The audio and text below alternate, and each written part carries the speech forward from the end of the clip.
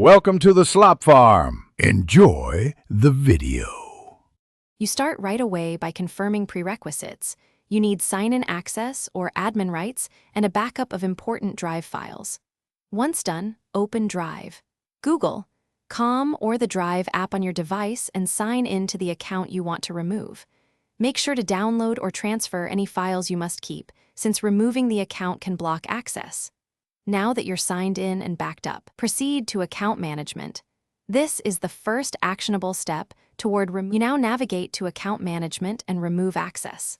On the web, click your avatar, choose Manage your Google account, then go to Data and Privacy and find ways to sign out or delete the account from devices.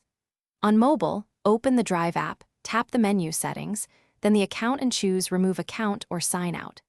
If this is a work or school account, make sure to coordinate with your admin to revoke Drive access or delete the user, because those controls are centrally managed.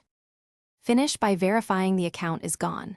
Close Drive, reopen it, and confirm the removed account is no longer listed. If files still appear, make sure they weren't shared from another account, then clear the app cache or resync your device to refresh permissions.